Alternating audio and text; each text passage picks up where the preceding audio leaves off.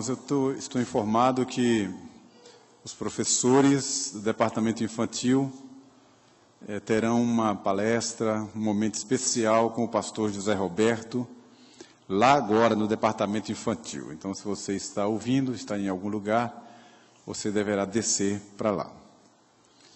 E o texto que eu li, de Mateus capítulo 9, verso 35 a 38.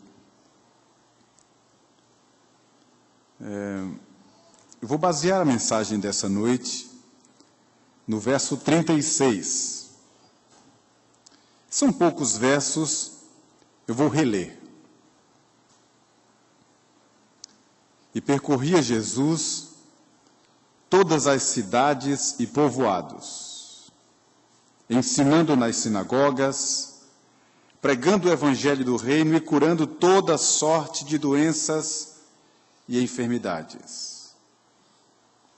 Vendo ele as multidões, compadeceu-se delas, porque estavam aflitas e exaustas, como ovelhas que não têm pastor. E então se dirigiu a seus discípulos, dizendo: a seara, na verdade, é grande, mas os trabalhadores são poucos. Rogai, pois, ao Senhor da seara que mande trabalhadores para a sua seara. Disse o Senhor Jesus. Amém.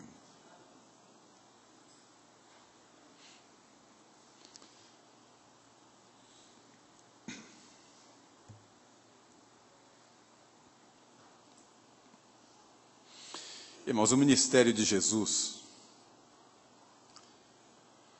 é claro, não durou apenas 3 anos e pouco. O ministério de Jesus começou muito antes da encarnação e continua até agora. Não é? O Evangelho de João diz que ele estava no princípio com Deus. Tudo que foi feito por intermédio dele. E sem ele, nada do que foi feito se fez. E na história do povo de Deus, encontramos o Senhor Jesus, conhecido como o anjo do Senhor, se manifestando tantas vezes, até a encarnação. E vem o ministério terreno. Depois vem a morte, ressurreição, a ascensão, e ele continua advogando e trabalhando por aqueles que são do Senhor. Então, essas passagens que nós temos aqui, essas várias manifestações, ensino, cura, discipulado, toda a orientação, tudo o que ele fez e está dito aqui nos evangelhos, são apenas parte do que ele viveu e ensinou. Existem milagres que não estão narrados aqui. Existem coisas que foram ditas que não estão aqui. Quem nos diz isso é o Evangelho de João, escrito por João ou registrado por João. No final do Evangelho ele diz: há, porém, muitas outras coisas que Jesus disse e fez, que não estão escritas. E as coisas que ele fez, não dá para contar em todos os livros que os homens puderem escrever. Mas o que foi escrito foi para a vida eterna. É o que está escrito em João. E dentre essas muitas coisas que Jesus fez e disse, algumas que nós temos aqui, trazem algumas marcas peculiares que identificam o ministério de Jesus. Como eu não pretendo me demorar, eu quero ir direto ao assunto e partilhar isso com você.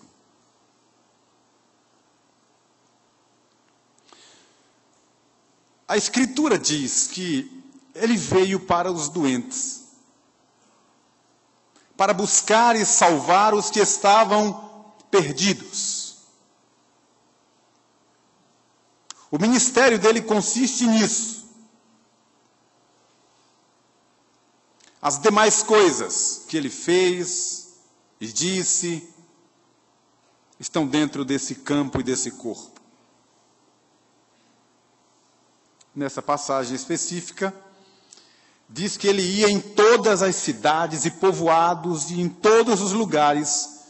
Ele ensinava e falava a respeito do reino de Deus, curando toda sorte de enfermidades. Então vem o verso que eu destaquei para falar com vocês nessa noite. Vendo ele as multidões, compadeceu-se delas, porque estavam aflitas e exaustas, como ovelhas que não têm pastor. É sobre essa visão de Jesus a respeito das pessoas que eu quero partilhar com você.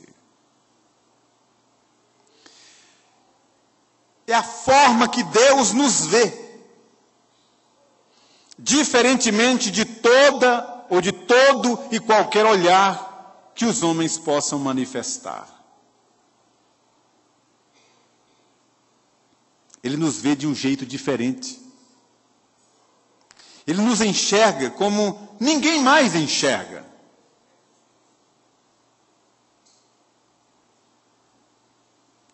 Em nossa sociedade, nós temos várias formas de sermos identificados. Nós somos vistos de acordo com alguma circunstância. Deixe-me exemplificar. Em alguns lugares, eu não sou o pastor Itamar. Eu sou o pai da Ana Ruth. Em outro lugar, ninguém me conhece como pai da Ana Ruth, nem como pastor de igreja. Eu sou conhecido como o marido da Raquel.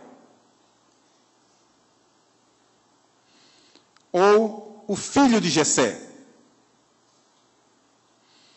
Ou como o pastor da igreja da Bahia. Ou algum outro elemento que me identifique nas várias camadas da sociedade.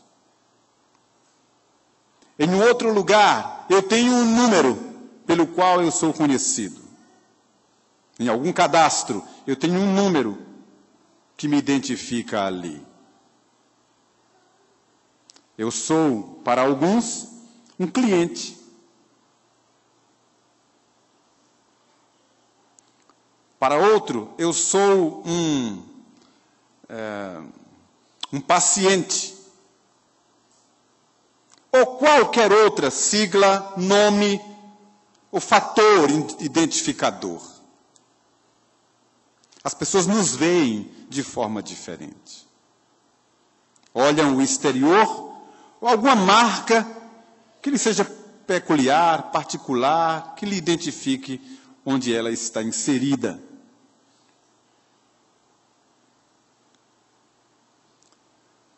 Deus nos vê como um todo e vê o que ninguém vê. Nesta passagem, Jesus estava no campo. Era um monte. Depois de muito tempo caminhando fora da cidade, e as multidões saíram das suas cidades, dos seus povoados, dos seus territórios, e foram atrás de Jesus para ouvi-lo e receber o ensinamento. Mas eles já estavam muito cansados. Além de todo o cansaço psicológico, emocional, espiritual, circunstancial pela vida que viviam, havia o cansaço natural do tempo que estavam caminhando ali. Ninguém tinha observado isso. Ninguém tinha se incomodado com aquilo. Ninguém notou o drama daquela população, daquela grande multidão. Mas o texto diz que Jesus, vendo as multidões, compadeceu-se delas. E o outro evangelista, narrando, fala que Jesus deu um toque para os discípulos para providenciarem socorro para aquela multidão. E é aí que vem a multiplicação dos pães. Um socorro para aquela gente. E eu fiquei pensando, esse olhar de Deus de forma diferente. Ele é movido por um sentimento que é o que eu vou trazer para a gente pensar e buscar de Deus para a nossa vida. É o que ele chama aqui de compaixão. Vendo as multidões, compadeceu-se delas, porque eram como ovelhas sem pastor. E além de ver e se encher de compaixão, Jesus define qual era o drama daquela multidão. Eles estavam aflitos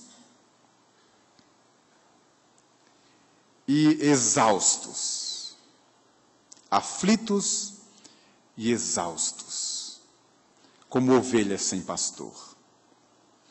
Irmãos, em muitas passagens do Velho e do Novo Testamento, nós encontramos essa marca do caráter de Deus, de sua personalidade, a compaixão, que é a capacidade de colocar-se no lugar do outro, sentir a dor do outro, incomodar-se com o que incomoda o outro, notar, perceber a realidade do outro, enfronhar-se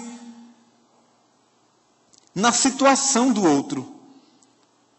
Isso é compaixão.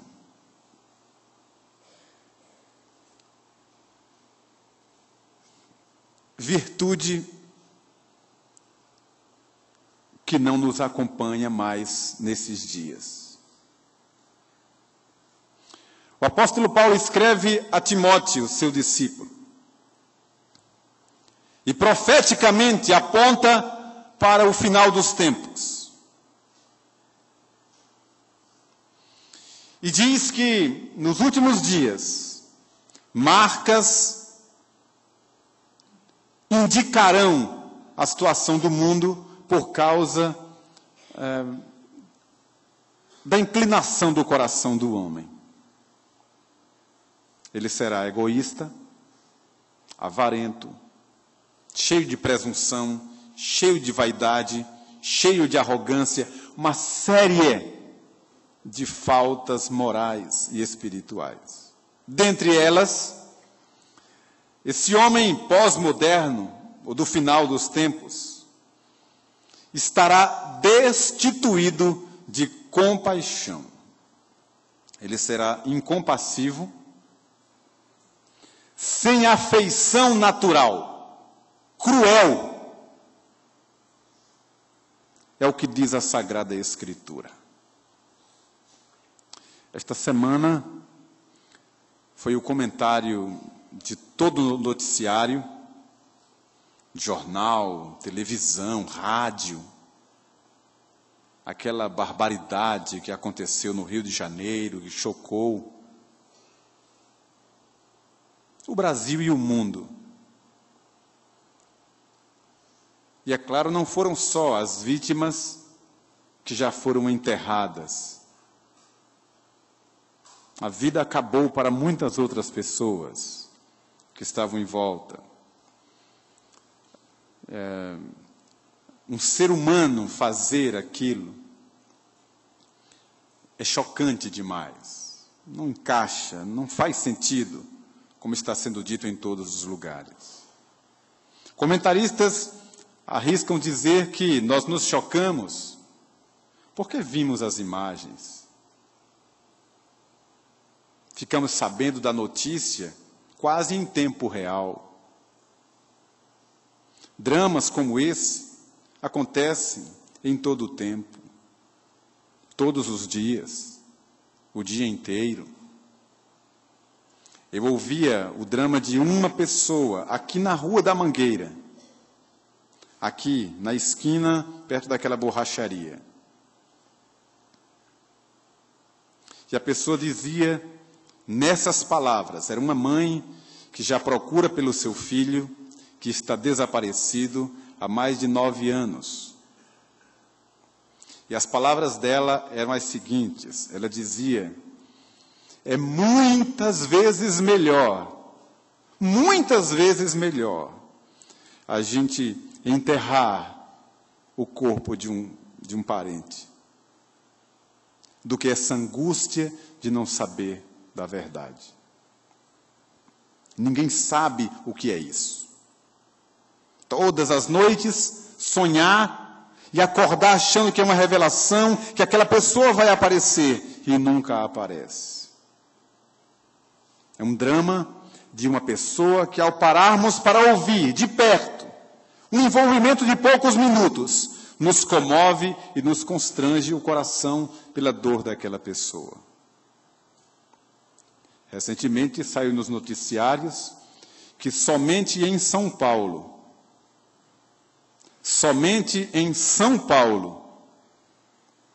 desaparecem 52 pessoas por dia.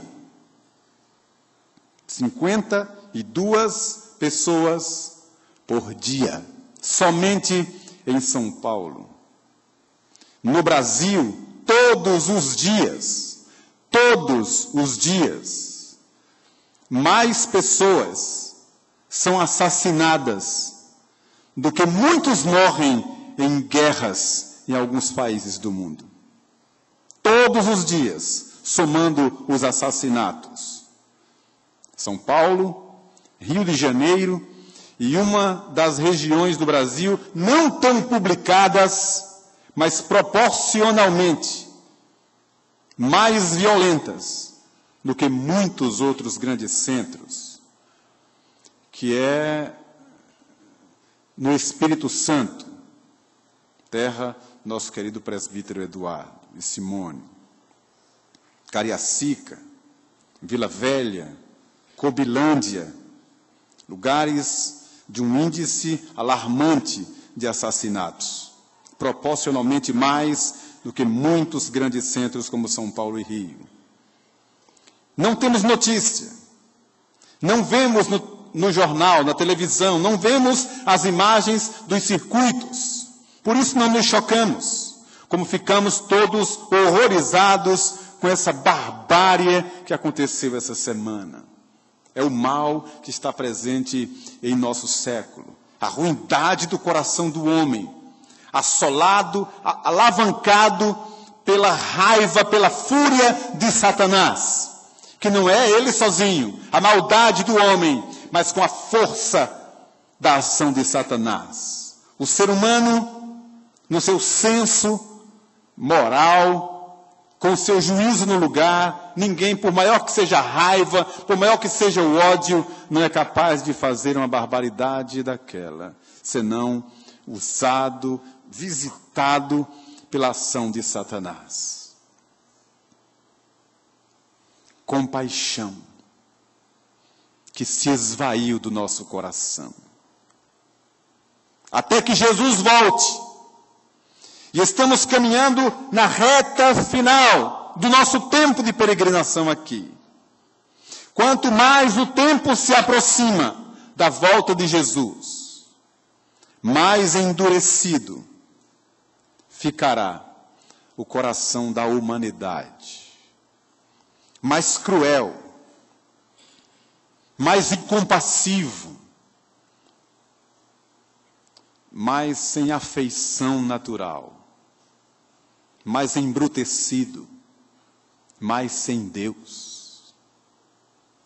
Será uma marca do tempo do fim, ou do tempo da apostasia, o coração de pedra.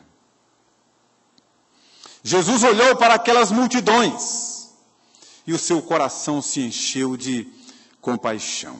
Você vai encontrar em vários lugares isso se repetindo, exaustivamente. Vou dar apenas alguns exemplos para te lembrar. Você lembra que Jesus ia passando com a multidão, que o seguia sempre.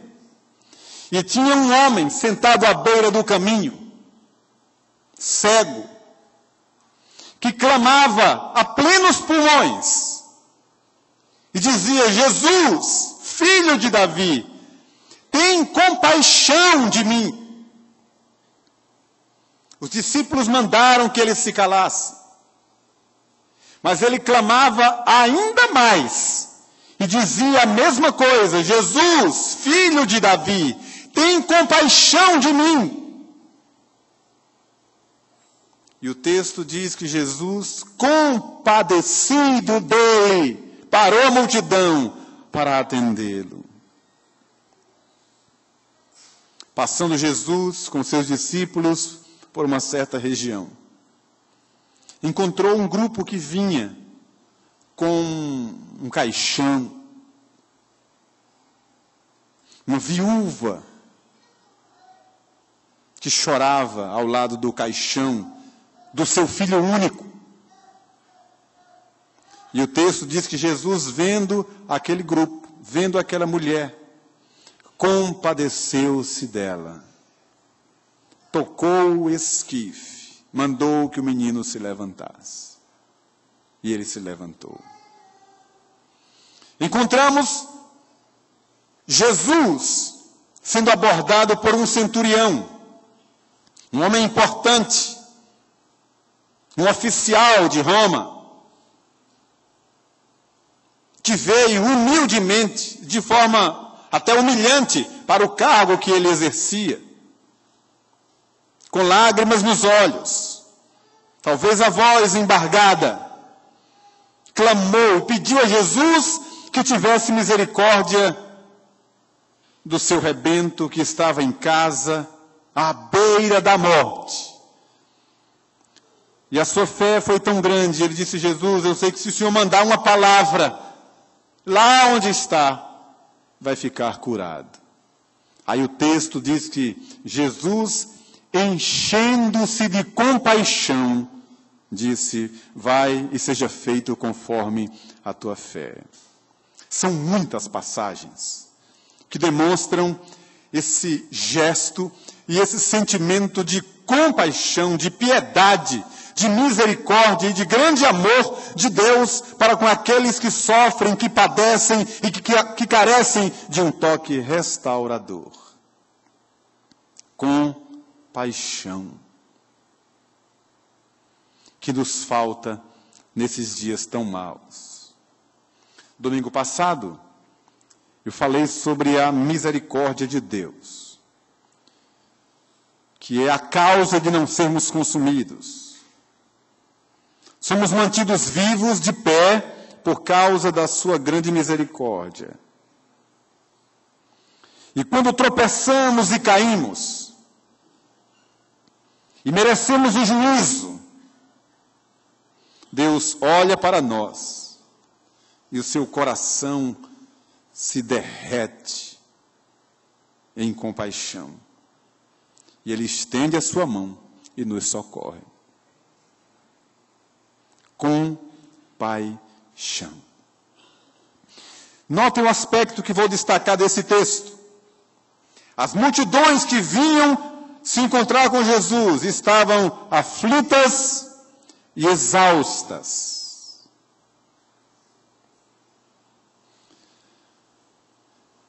Quem é que tinha percebido isso? Ninguém. E do que é que elas estavam aflitas? Ou o que é que as afligiam? A gente, estudando o contexto desta passagem e daqueles dias, a gente descobre tranquilamente aquele povo, como bem descreve a Escritura, era um povo que vivia na região da sombra da morte. Havia uma opressão muito grande sobre eles. Uma opressão social, por causa da manipulação, da dominação romana. Havia uma opressão espiritual por conta da religião farisaica.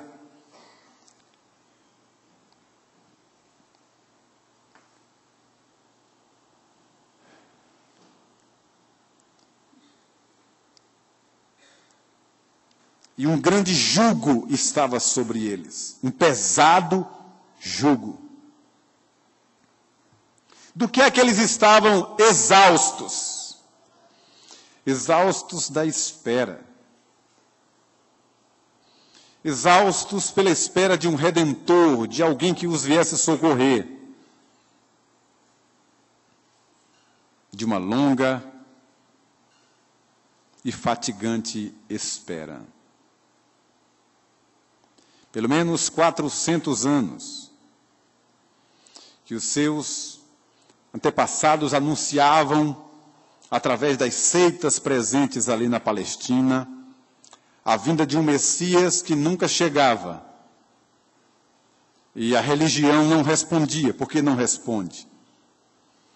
E de repente surge uma luz. Era a esperança que eles tinham.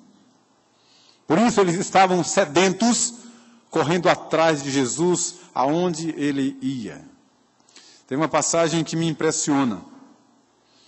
Jesus,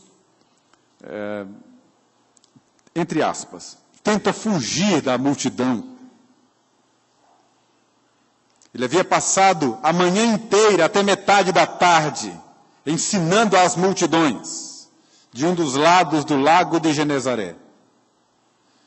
E para dar um refresco a si mesmo e aos discípulos, ele toma um barco e atravessa e vai para outra banda, para o outro lado do lago de Genezaré. E o texto diz que, chegando do outro lado, uma outra grande multidão o esperava. Não tinha internet, não tinha e-mail, não tinha telefone, não tinha outros meios de comunicação, mas a mensagem do Evangelho e da presença de Jesus havia se espalhado e todos comentavam a respeito daquele rabi que se anunciava como o Messias. E Jesus chegou do outro lado e a multidão o esperava. E Jesus, do barco mesmo, porque não tinha lugar para ele na praia, passou também a anunciar o reino àquele povo sedento e carente de uma mensagem salvadora. E muitos traziam os seus enfermos e ele, mais uma vez, os curava ali. E Marcos é o evangelista que diz que em alguns momentos Jesus procurava se retirar e sair e cair fora mesmo, para se retirar com os apóstolos, para descansar à parte, porque nem mesmo tinham tempo para comer, nem para dormir. Tamanha era o movimento de ir e vir dos discípulos e de tantos outros atrás de Jesus, porque estavam sedentos, carentes, exaustos e aflitos. E é por essa razão que Jesus exclamou para todos eles: vinde a mim, todos vós que estáis cansados e sobrecarregados, e eu vos aliviarei. Tomai sobre vós o meu jugo e aprendei de mim, porque sou manso e humilde de coração, e achareis descanso para a vossa alma. Ele estava falando para a gente que estava cansada demais. Era assim que Jesus via quem estava do lado dele. Olhem aqui na minha direção, ouçam e vejam o que eu vou falar nesta hora.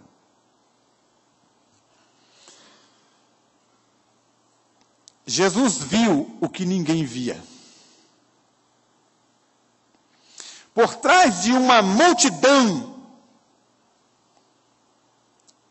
estão pessoas. Por trás de um empresário bem-sucedido, requisitado, agenda cheia, tem uma pessoa. Atrás de um psicólogo, um psiquiatra, um terapeuta, tão bem postado, tão consciente, tão equilibrado emocionalmente, tem uma pessoa atrás de um pastor, de um presbítero, de um líder religioso, que às vezes perante as pessoas é alguém muito forte, sempre pronto a atender, alguém ajuizado. Tem uma pessoa por trás de um jovem brincalhão, bem resolvido, dinâmico, perspicaz. Tem uma pessoa. Aquela senhora elegante, bem vestida, comunicativa, de bem com a vida, que todos olham e admiram. Por trás daquela aparência existe uma pessoa que talvez ninguém conheça. Atrás daquele palhaço que sorri, que brinca, tem uma pessoa. Atrás de todos nós existe uma pessoa. E nem sempre nós enxergamos. Eu, por exemplo, posso olhar grosseiramente e ver em você rotulada uma ovelha.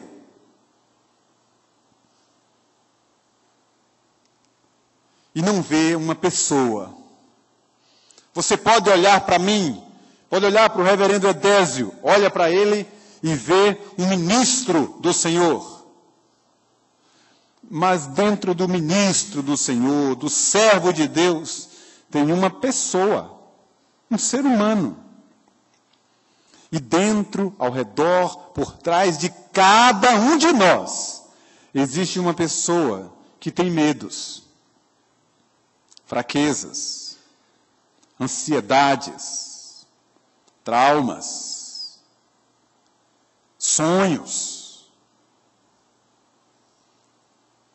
fantasias, planos que ninguém sabe, dores, angústias, lancinantes, problemas aparentemente insolúveis, grandes demais, que podem se esconder por trás da aparência do líder espiritual,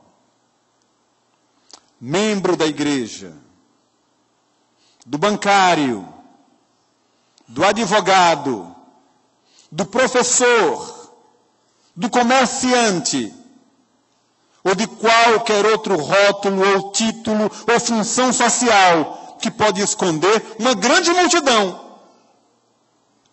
Porque as multidões trazem ou têm essa característica que é de esconder a pessoa. Eu me lembro, eu fui convidado para pregar no Recife, faz alguns anos, numa conferência, uma cruzada, promovida, organizada por um vereador da cidade, que é crente, presbítero de uma igreja, e que tem um programa de rádio. O nome dele é Elias Francisco. Se tem alguém do Recife ou alguém acompanhando pela internet, sabe de quem estou falando, quem sabe até identifica esse evento que ele produziu. E eu fui convidado para ser o pregador. E era um trio elétrico.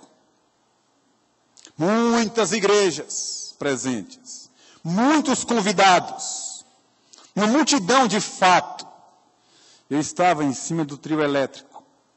Eu tinha preparado uma mensagem para falar naquela ocasião. E enquanto a banda tocava um momento de louvor com os cânticos, uma multidão mesmo, era muita gente. Longe, eu não conseguia nem ver a cabeça das pessoas, os olhos das pessoas, muito longe, muita gente.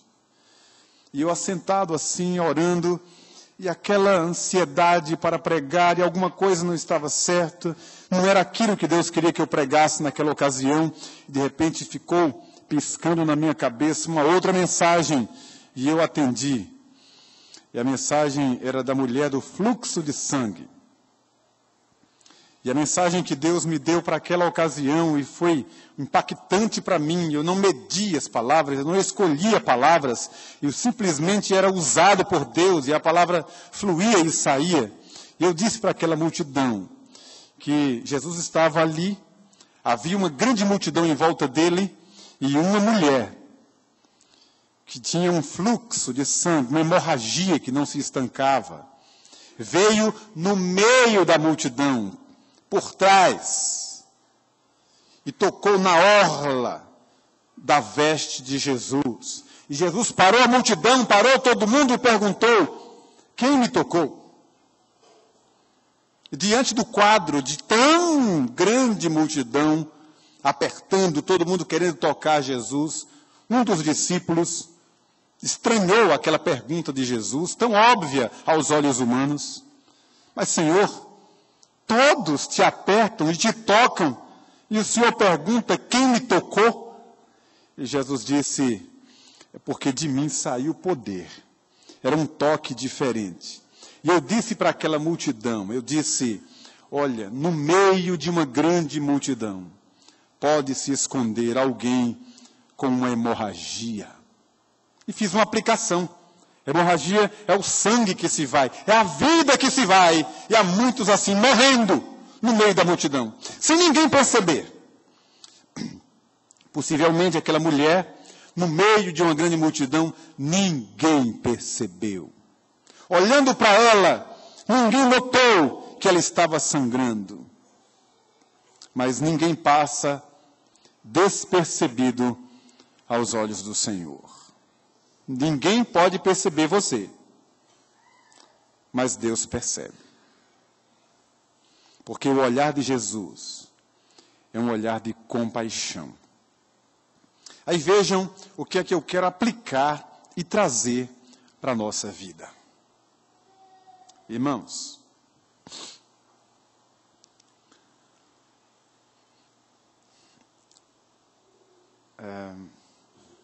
o mundo que nos cerca e cambaleia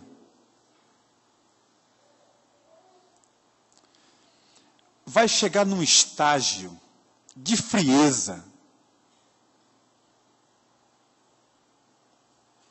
de endurecimento de alma, que alguém vai tropeçar aqui do nosso lado e nós não vamos nos importar sequer de estender a mão para socorrer. Sabe qual é a profecia?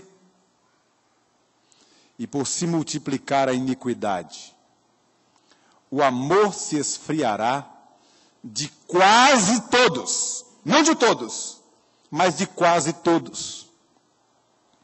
Sabe por que não é de todos, mas de quase todos? Porque o amor de Deus que é derramado no coração dos seus santos fará diferença. Irmão querido, você já imaginou, já parou para imaginar que alguém que está sentado aí do seu lado, agora, é alguém que está passando por um drama pessoal, familiar, agonizante. E sequer você olhou do lado para ver quem está sentado do seu lado. Você já parou para pensar, para notar, que nós evitamos o contato? Estamos evitando parar para conversar, parar para ouvir, para não nos envolvermos. Para não nos complicarmos. Já parou para notar também que nós conversamos com diversas pessoas, mas somente futilidades. amenidades, ou sobre o acontecimento dos outros, nunca sobre nós mesmos. Você já parou para pensar, para lembrar, para refletir, que nós não contamos a nossa vida para ninguém? E raramente ouvimos a respeito da vida do outro. Num acampamento, nós fizemos uma esquete. Aliás, uma dinâmica. Programada, mas que revelou de fato o que já se suspeitava. A dinâmica consistia no seguinte: colocar cadeiras, uma de frente para a outra. Um grupo de, digamos, 20 pessoas, 10, uma de frente para a outra. Bem pertinho, joelho com joelho, uma olhando para a outra. E a dinâmica era cada um falar de si para o outro. Vocês devem imaginar o constrangimento. O constrangimento. Porque, primeiro, ninguém confia no outro para repartir algo que seja pessoal. Estamos seguindo o caminho oposto, contrário, fechando a porta. Fazendo o que fez a mulher de Sunem.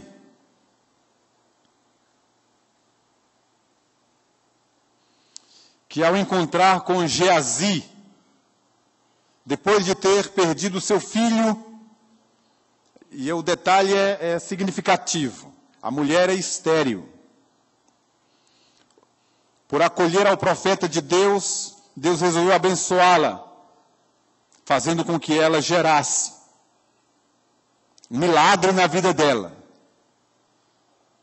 E ela então concebe, e aquele filho do milagre cresce, e depois tem uma dor de cabeça e morre. Essa mulher angustiada, ferida, decepada do seu rebento, vai ao encontro do profeta que ela sabia que estava no pé do Monte Carmelo. No meio do caminho ela se encontra com Geazi, que era aprendiz do profeta, que vinha por ordem do profeta para encontrar-se com a mulher, para ajudá-la no que ela precisasse. E Geazi pergunta para ela: vai tudo bem com a senhora? Vai tudo bem com o seu marido? Vai tudo bem com a sua casa? E ela responde para Geazi: vai tudo bem. E segue caminho sem dar maiores explicações. Vai direto ao profeta e ali derrama a sua alma perante o servo do Senhor. Nós estamos fazendo como aquela mulher perante os nossos irmãos, que ao ver no nosso rosto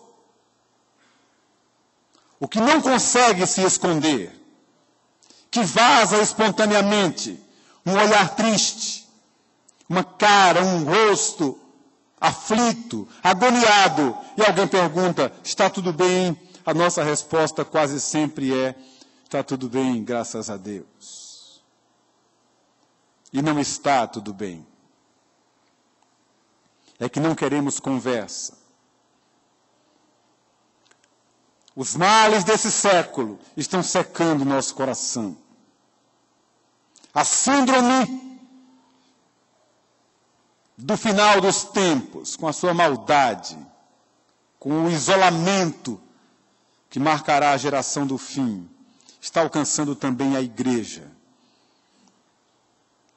E nós estamos sozinhos.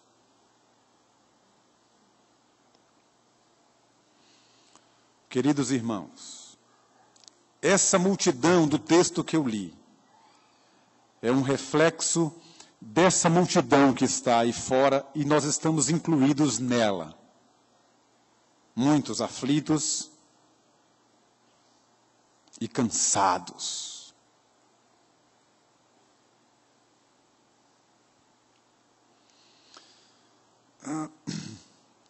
Jesus tem compaixão de nós. E eu finalizo aplicando da seguinte maneira. Mas Jesus não está presente na vida da igreja e na vida dos santos? Jesus não está presente na minha vida e na sua vida? Então, eu preciso ter o olhar de Jesus sobre a sua vida. E você, o mesmo olhar de compaixão de Deus para com a minha vida. Ter aquele olhar, aquela observação, aquele cuidado, aquele critério, aquela análise amorosa sobre os sinais que são apresentados. Tem pessoas que estão gritando por socorro. Gritando por socorro, sem abrir a boca. Mas não conseguimos ouvir. Tem pessoas tomando remédio para dormir. Tem pessoas que, frequentando a igreja, já fizeram planos de se matar, de tirar a própria vida. Pedem misericórdia a Deus por esse pensamento passar pela cabeça. Mas até isso, de tão desesperados, de tão angustiados, de desesperarem até da própria vida. Tem pessoas que não conseguem levantar da cama, tão angustiadas, tão perplexas, tão abatidas, tão abaladas, tão sofridas.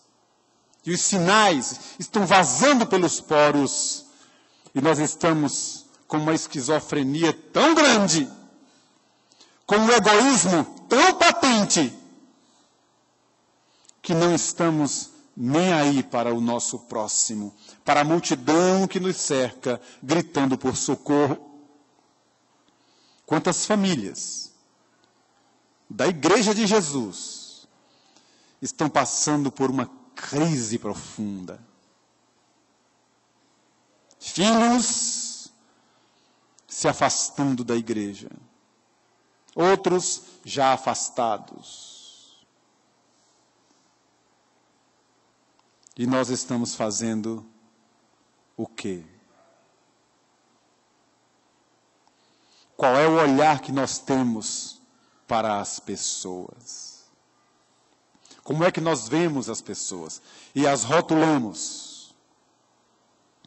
Por isso, nessa noite, a oração do meu coração, através dessa palavra que me encheu o coração, é que o Senhor não permita que a sua igreja, o seu povo, as suas ovelhas, se deixem endurecer o coração como os demais, se tornando insensíveis à agonia, às dores e às lágrimas daqueles que nos cercam. Nem fechar o coração àqueles que nos batem à porta. E vocês não têm ideia de quanta gente está em agonia. Que o Senhor tenha misericórdia de nós e encha o nosso coração também de compaixão pelos demais. Em nome do Senhor Jesus.